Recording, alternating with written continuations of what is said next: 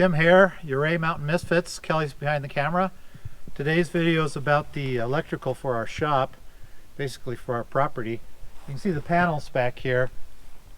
We have a 400 amp service that comes into our property. The panel on the left is power going over to the house, and the panel on the right is for the shop here. We also have a hookup for an RV, which we no longer have, but if somebody came up here with an RV, we have a hookup for it.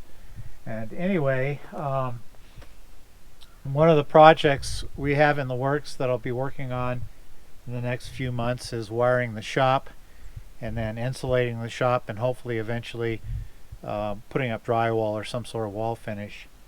The shop itself it's something we built in 2012, and we've used it for storage and a lot of other purposes, but it's about time that I get it straightened out and I can use it for the car hobby that I have, and a better place to work, and maybe some sort of a man cave and she cave, that kind of thing. So anyway, let's go inside the shop and take a look.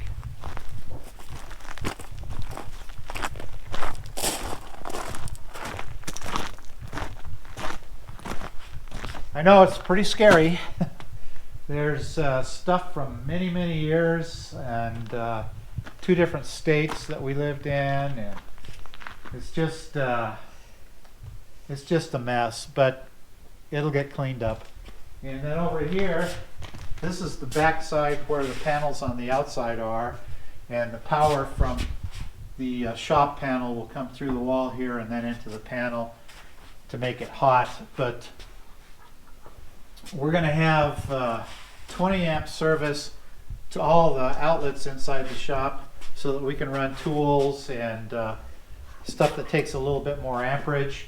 And then we will have 15 amp service for certain things like lights for the outside of the shop, and for a bank of lights that'll be above the cabinets that we're going to have here against this wall, and then the lighting for the shop itself. And kind of a background, I'm not an electrician. I'm not telling people in our videos how they should do their wiring or anything like that. Our experience comes from years of doing projects. I suppose the last project we did that really required wiring was a basement finish, which was about 2,000 square feet or so, and we did all the wiring in there. One of the things that I did do is, after finishing the wiring, I hired a master electrician. The guy was actually retired, but he did jobs on the side, and he came out and he checked all the wiring I did, and that included the sub panel we had in the basement and all the wiring throughout the basement, and made sure that it was to code. And then the county came out and inspected the work, and it passed. So our background with electrical stuff is just kind of from the hobbyist, the homeowner type thing. So what I do is not, it's not through professional training or anything like that. It's through experience and life. So anyway, if you look at the panels here, the way the shop was built, these structural panels, all of them are done with these diagonal braces, and they're very strong in this 2x6 construction. But the problem is where do you run your wires? And my biggest problem I had was, how do I mount a panel that's going to handle all this wiring that isn't going to be sticking out from the wall a great distance and make it difficult to drywall around or finish so that the panel looks like. So I took 2x4s and I built a wall that furs out from the exterior panels of the shop, and that allowed me to mount the breaker panel here, and we could run power through the wall to the outside panel to make this panel hot from the back side here. And then also it allowed me to be able to run wiring from all of the outlets that are going to be going around the shop to this panel. where it makes sense, where it's a little bit easier to do. It's not going to be easy by any means, but it's going to be easier to do. Also want to mention that we have some larger things that are going to have to be powered up, like a welder and an upright air compressor and some other items. And the larger capacity breakers are also part of this panel here. I'm going to keep the air compressor close by here, and then run an outlet or two for the welder. But that way it's easier to wire, and we're not running so much cable for the larger items. Just as an example back here,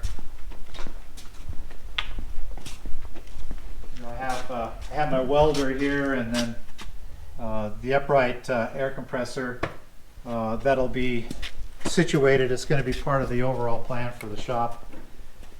And then once we get all the wiring done, I might add that for the 20 amp service, I believe code where we live says you can run up to 12, I believe it is, outlets for the 20 amp breaker, and we're not going to do near that. We're going to keep our number of outlets per breaker down to 6, and then of course the 15 amp stuff is going to be for lighting primarily, so we don't have to worry about that.